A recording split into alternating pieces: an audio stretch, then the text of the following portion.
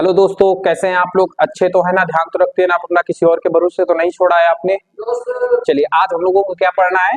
गुरुत्वाकर्षण के सार्वत्रिक नियम का महत्व। मतलब क्या कहने का कि ग्रेविटी हमारे लिए कैसे महत्व रखती है, गुरुत्वाकर्षण हमारे लिए कैसे महत्व रखते हैं, आज हमें स्टडी वो करना है। तो ऐसे बहुत सारे एग्जाम्पल आपको मिल जाएंगे। जैसे पृथ्वी से हम जुड़े हुए हैं, ये भी आपका एक क्या है, ग्रेविटी का एक महत्वपूर्ण नियम है। ठीक है।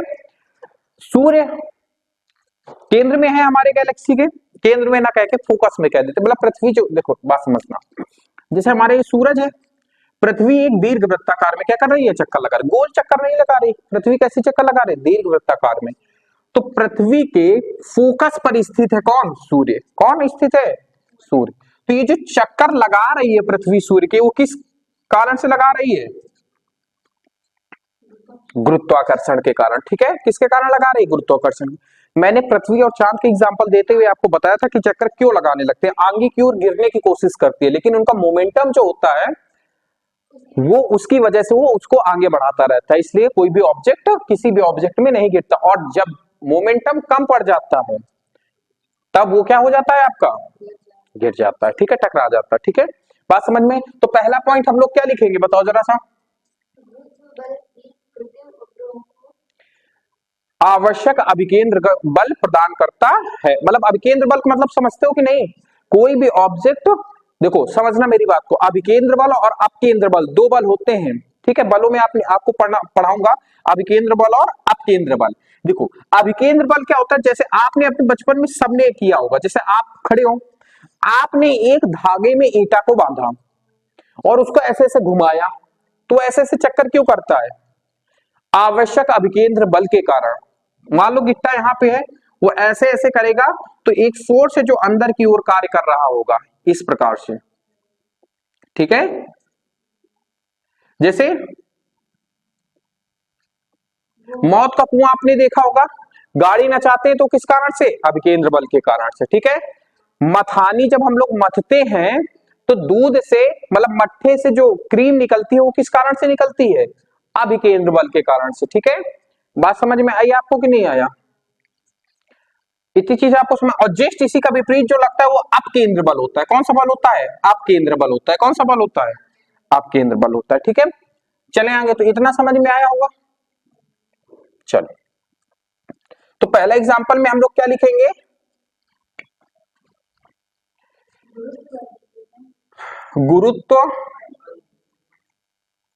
गुरुत्व बल ही कृत्रिम, अच्छा कृत्रिम उपग्रह क्या होते हैं ये बताओ पहले मुझे। कृत्रिम उपग्रह, उपग्रह, अब बताओ मुझे कृत्रिम क्या होते हैं ये बताओ। कृत्रिम उपग्रह है, गुरुत्व बल ही कृत्रिम उपग्रह को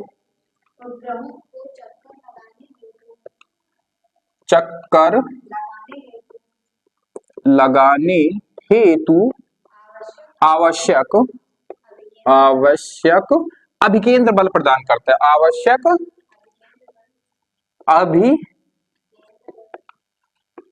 अभिकेंद्र बल प्रदान करता है। अभिकेंद्र बल कौन प्रदान करता है? स्वयं ग्रेविटी प्रदान करती है। गुरुत्व करता है मतलब ग्रेविटी, गुरुत्वाकर्षण करता है। ठीक है, सेकंड नियम में हम लोग क्या लिख सकते हैं? अपनी जीवन लाइन से जो भी हम पृथ्वी में प्रक्रिया करते हैं या गतिविधि करते हैं वो किस कारण से करते हैं? अगर सोचो ग्रेविटी ना हो पृथ्वी की तो हम लोग हवा में तैरने लगे, पंख तो है नहीं, जब हवा में तैरेंगे तो हम लोग कुछ काम कर पाएंगे नहीं। तो क्या सेकंड पॉइंट हम लोग क्या लिखेंगे?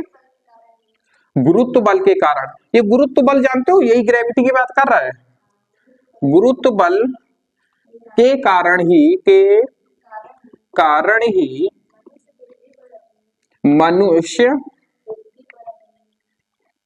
मनुष्य पृथ्वी पर अपनी गतिविधि, समस्त या सिर्फ ऐसे गतिविधि करता है। ठीक है, हम लोग किस कारण से अपनी गतिविधि करते हैं? गुरुत्व बल के कारण। तीसरा आप कह सकते हैं जो भी हमारे पास पृथ्वी पे जो भी गैसें पृथ्वी से जुड़ी हुई हैं, जो एक तरीके के वातावरण आपको प्रदान करती हैं, एटमॉस्फेयर प्रदान करती हैं, वो किस कारण से बंधी हुई है? ये जो हवाओं का आवरण है आपके चारों ओर, ये किस कारण से झुका हुआ है? नहीं, हवा की तो प्रॉपर्टी क्या होती है, एक स्थान से दूसरे स्थान की ओर बहती रहती है, तो इसको भी छोड़ के निकल जाना चाहिए। सदियों से पृथ्वी के चारों ओर क्यों एक आवरण बना के रखी हुई है? पृथ्वी की ग्रेविटी के कारण। अच्छा, चंद्रमा में क्यों नहीं है? चंद्रमा में वातावरण नहीं है, क्यों? क्योंकि उसकी जो वहां की जो ग्रेविटी है वो बहुत ही कम है। ठीक है, बस हम उनका पलायन वेग पलायन वेग समझते हो कि नहीं समझते हो? पृथ्वी से कोई वस्तु पृथ्वी की ग्रेविटी से, जिस वेग से पृथ्वी की मतलब जैसे पृथ्वी है, इसकी एक अपनी ग्रेविटी है। अगर कोई चीज हम यहाँ से कंकड़ वगैरह फेंकते हैं या फिर मिसाइल फेंकते हैं, मिसाइल जब लॉन्च करते हैं तो वह एक मिनिमम वेग होता है, जिस वेग से अगर आप चलते हुए चले जाएंगे तो पृथ्वी की ग्रेविटी आपको अपनी ओर खींच नहीं पाएगी। तो चंद्रमा की कितनी है वेलोसिटी, पलायन वेग कितना है? 2.8 के समथिंग है। ठीक है, पृथ्वी का क्या है? ज्यादा है। ठीक है, समझ में आए? इसलिए पृथ्वी के चारों ओर आवरण है गैसों का और चंद्रमा पे नहीं है, क्योंकि उसकी ग्रेविटी काफी वीक है। ठीक है, वीक है। तो क्या लिखेंगे? पृथ्वी पर वायुमंडल की उपस्थिति भी गुरुत्व बल के कारण ही संभव है। ठीक है, बात समझ में आए? 3 ही पॉइंट लिखवाएं या एक पॉइंट और करवा देते हैं? ठीक है, जब हम कोई भी चीज ऊपर की ओर फेंकते हैं तो पुनः वापस क्यों आ जाती है? पृथ्वी अपनी ओर क्यों खींच लेती है? कौन सा बल कार्य कर रहा होता है? गुरुत्वाकर्षण बल कार्य कर रहा होता है या फिर गुरुत्व बल कार्य कर रहा होता है? तो क्या लिखेंगे हम लोग? गुरुत्व बल के कारण ही पृथ्वी से जब हम ऊपर की ओर भेजते हैं, ऊपर की ओर फेंकी गई वस्तुएं वापस पृथ्वी पर ही वापस गिरती हैं। समझ में आई बात? जब भी हम कोई चीज गेंद वगैरह उछालते हैं तो पुनः आपके हाथों में क्यों आ जाती है? क्योंकि आपको पृथ्वी खींच रही है, तो जाहिर सी बात है गेंद को भी खींचेगी, तो आपके हाथ में वापस आती। सोचो अगर ग्रेविटी ना हो तो आपने एक बार फेंक दिया है तो अंतरिक्ष में निकल जाती। ठीक है, गेंद का खर्चा आपके पास ज्यादा आ जाता। समझ में आई बात? तो ये 4 पॉइंट मैंने आपको लिखा, इनमें कोई दिक्कत हो तो बताओ। पक्का ना? समझ में आया जो मैंने समझाया? नोट कर लो, फिर नेक्स्ट क्लास में अगला कॉन्सेप्ट बताते हैं। अगला कॉन्सेप्ट क्या रहेगा आपका? अच्छा हाँ, कल आपको एक चीज बताना मैं भूल गया था। सार्वत्रिक गुरुत्वाकर्षण कैपिटल जी का मान नहीं बताया था हमने, शायद कि बता दिया था? 6 बता दिए थे शायद, हाँ बता दिए थे ना। चलो नोट कर लो, फिर नेक्स्ट क्लास में कुछ और बताते हैं आपके गुरुत्व त्वरण के मात्रक। पहले गुरुत्व त्वरण बताते हैं, फिर उसके मात्रक वगैरह की बात करते हैं। नोट कर लो। चलिए दोस्तों, अब हम लोग पढ़ते हैं पृथ्वी का गुरुत्वीय बल या गुरुत्व बल और गुरुत्वीय त्वरण। ये पढ़ के आज की क्लास को एंड कर देंगे। दोनों बहुत ही इंटरेस्टिंग टॉपिक है और अच्छे से समझना, तभी आपको क्या समझ में आएगा, आगे के जो भी इनकी हेडिंग है अच्छे से समझ में आएंगी। ठीक है, तो सबसे पहले बात करते हैं पृथ्वी का गुरुत्व बल। ये मैं आपको पहले भी समझा चुका हूं, समझा चुके हैं कि नहीं? पृथ्वी अपनी ओर घसीटती है, यही बल गुरुत्व बल कराता है पृथ्वी का, बस। और पृथ्वी कहां की ओर घसीटती है? अपनी सेंटर की ओर घसीटती है। कहां की ओर घसीटती है? देखिए सेंटर में ग्रेविटी 0 होती है, ये भी मैंने आपको समझाया था। ठीक है, तो परिभाषा में क्या लिखेंगे? पृथ्वी जिस बल से हमें अपने केंद्र की ओर घसीटती है, उसी बल को गुरुत्वाकर्षण बल कहते हैं या फिर पृथ्वी का गुरुत्व बल कह देते हैं। ठीक है, बात समझ में आई आपको? तो क्या लिखेंगे? पृथ्वी हमें जिस बल से पृथ्वी हमें जिस बल से अपनी ओर अपने केंद्र की ओर अपने केंद्र की ओर देखो हम लोगों ने क्या लिखा? पृथ्वी हमें जिस बल से अपने केंद्र की ओर आकर्षित करती है या खींचती है, आप कुछ भी लिख सकते हो, आकर्षित करती है, आकर्षित करती है उस बल को, उस बल को क्या कह देते हैं हम लोग, उस बल को पृथ्वी का गुरुत्व बल कहते हैं, उस बल को पृथ्वी का गुरुत्व बल कहते हैं। बात समझ में आ रही है आपको कि नहीं समझ में आ रही?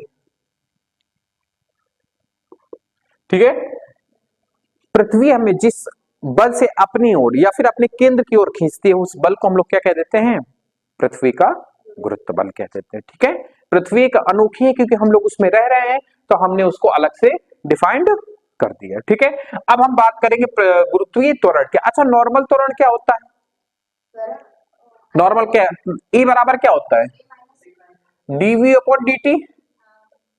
मतलब, हाँ सुनो मेरी बात, मतलब क्या कहने का कि वेग में चेंज बते समय में चेंज, यही हमारा त्वरण होता है। हाँ, वेग परिवर्तन की दर क्या कहलाती है, आपकी त्वरण कहलाती है। मतलब वेग में जो डिफरेंस आता है उसी को हम लोग क्या कह देते हैं, त्वरण कहते थे। समय के साथ, ऐसा नहीं कि समय को छोड़ देंगे, वैसे ऐसा कोई आज तक कोई भी मशीन बनी नहीं जिसमें हम लोग समय को छोड़ सके। समय को छोड़ने का मतलब समझते हैं, समय को रोक देना, और समय को रोकना इम्पॉसिबल है। ठीक है, तो अब हम बात करेंगे गुरुत्वीय त्वरण की। ठीक है, क्या बात करेंगे, गुरुत्वीय त्वरण की। तो देखो इसकी परिभाषा क्या है, किसी पिंड पर लगने वाले गुरुत्व बल के कारण पिंड में उत्पन्न त्वरण को गुरुत्वीय त्वरण कहते थे। सिंपल परिभाषा, इसकी मैं दो परिभाषाएं लिखवाऊंगा, एक बड़ी सी है, एक छोटी सी। तो छोटी वाली तो मैं पहले ही लिखवा दे रहा हूं। ठीक है, समझे मेरी बात कि नहीं समझे आप लोग? दो परिभाषा लिखवाएंगे तो छोटा छोटा लिखेंगे। ठीक है, गुरुत्वीय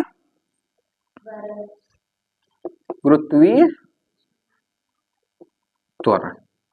हालांकि अगर मुझसे पूछा जाए तो मैं ये कहूंगा कि आप सेकंड वाली याद करें, लेकिन जिस बच्चे को नहीं याद हो रही हो पहले वाली भी लिख सकता है, क्योंकि पहले वाली छोटी है। तो पहली वाली हम लोग क्या लिखेंगे, क्या लिखेंगे, किसी पिंड पर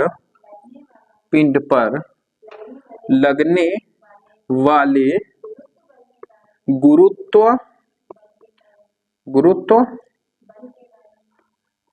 बल के कारण पिंड में उत्पन्न त्वरण को गुरुत्वीय त्वरण कहते हैं।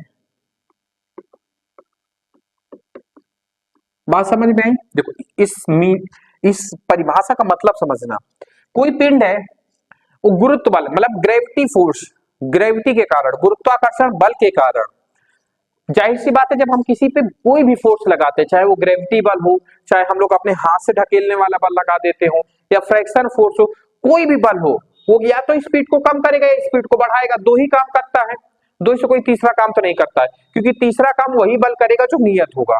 अगर मैं 2 न्यूटन का बल निकाल रहा हूं तो 2 न्यूटन का अगर मैं बल लगाता हुआ किसी ऑब्जेक्ट में चल रहा हूं तो उसका नियत है, तो उसमें डिफरेंस नहीं आएगा, मतलब उसमें त्वरण उत्पन्न नहीं होगा। किंतु परंतु बंधु, अगर हमने बल को चेंज किया तो उसके वेग में चेंज हो जाएगा, चाहे हम बल को कम करें या बल को ज्यादा करें, लेकिन उसके वेग में भी उतना ही चाहिए। अगर मैं बल को कम करूंगा तो वेग कम हो जाएगा, और अगर मैं बल को ज्यादा करूंगा तो वेग भी बढ़ जाएगा। लेकिन नियत नहीं होना चाहिए, नियत नहीं, एक समान होगा तो कहां होगा, और जब वो नहीं होगा तो एक्सीलरेशन 0 हो जाएगा, क्योंकि एक्सीलरेशन हमारा क्या कहता है, वेग परिवर्तन होना चाहिए। जहां पे वेग परिवर्तन होगा वहीं पे एक्सीलरेशन उत्पन्न होगा, अगर वेग परिवर्तन नहीं हो रहा है तो एक्सीलरेशन नहीं होगा। इतनी चीज आपको समझ में आई कि नहीं आई? अब यहीं पे हम लोग जब गुरुत्वाकर्षण, जब गुरुत्वीय त्वरण की बात करते हैं तो गुरुत्वीय त्वरण में हम लोग गुरुत्वीय बल की बात कर देते हैं, बस इसमें इतना सा डिफरेंस है। नॉर्मल त्वरण में नॉर्मल फोर्स यूज होता है, गुरुत्वीय त्वरण में गुरुत्व बल यूज होता है। हमने क्या लिखा, किसी पिंड पर लगने वाले, अगर नॉर्मल में बल कर देता, लगने वाले बल के कारण उत्पन्न त्वरण को त्वरण कह देते, अगर सपोज अगर ऐसे होता। लेकिन हमने क्या लिखा, किसी पिंड पर लगने वाले गुरुत्व बल के कारण ये इसको पकड़ो, गुरुत्व बल के कारण उत्पन्न त्वरण को गुरुत्वीय त्वरण कह देते हैं। मतलब वो डेविएशन या वो जो भी उसमें परिवर्तन हो रहा है उसके वेग में, वो किस फोर्स के कारण होना चाहिए? गुरुत्व बल के कारण होना चाहिए, गुरुत्वीय बल के कारण, गुरुत्वाकर्षण बल के कारण होना चाहिए, तभी वहां पे गुरुत्वीय त्वरण उत्पन्न होगा। नॉर्मल कोई भी उसमें फोर्स लगाते रहे तो नॉर्मल वहां पे त्वरण उत्पन्न होगा, लेकिन वहीं पर गुरुत्वीय त्वरण उत्पन्न होगा जहां पे गुरुत्वीय बल कार्य कर रहा होगा। चीज समझ में आ रही है कि नहीं आ रही है? जैसे मैंने इसको ऐसे करके फेंका और यहां रोक लिया, तो मैंने कौन सा फोर्स लगा के इसको रोका? हाथ के बल लगा के रोका। हाथ का बल लगाया ना, तभी तो रुका। ये रुका ना कि ना रुका। और मैं इसको अगर हाथ ना लगाता, अगर मैंने इसको रोका, तो इसमें मैंने कौन सा कार्य किया? नॉर्मल बल लगाया। मतलब कौन सा इसमें एक्सीलरेशन उत्पन्न हुआ? नॉर्मल वाला। त्वरण कौन सा उत्पन्न हुआ? नॉर्मल का। मैं अगर इसको नहीं छूता और ये नीचे गिरता पृथ्वी के कारण, तो किस बल, मतलब ये नीचे क्यों गिर रहा है? पृथ्वी के गुरुत्वाकर्षण बल के कारण। मतलब कौन सा बल, कौन सा त्वरण उत्पन्न होगा यहाँ पे? गुरुत्वीय त्वरण उत्पन्न होगा। आप समझ में आ गया ना? गुरुत्वीय त्वरण वहीं पे उत्पन्न होगा जहां गुरुत्वीय बल कार्य कर रहा होगा, बस इतना याद रखना। अगर जहां नॉर्मल बल कार्य कर रहा है तो वहां नॉर्मल त्वरण उत्पन्न होगा, जहां गुरुत्वीय बल कार्य कर रहा है वहां पे गुरुत्वीय त्वरण उत्पन्न होगा। अब बात करते हैं सेकंड परिभाषा की, जो थोड़ी सी क्या है आपकी? बड़ी है। ठीक है, थोड़ी सी क्या है आपकी? बड़ी है। स्वतंत्रता पूर्वक पृथ्वी की ओर गिरती हुई वस्तु के वेग में 1 सेकंड में होने वाली वृद्धि को गुरुत्वीय त्वरण कहते हैं। ये आपके उससे बनाई गई है, किससे? सूत्र से। अभी मैं बताता हूं, इसको लिखते हैं पहले। क्या लिखा है? स्वतंत्रता पूर्वक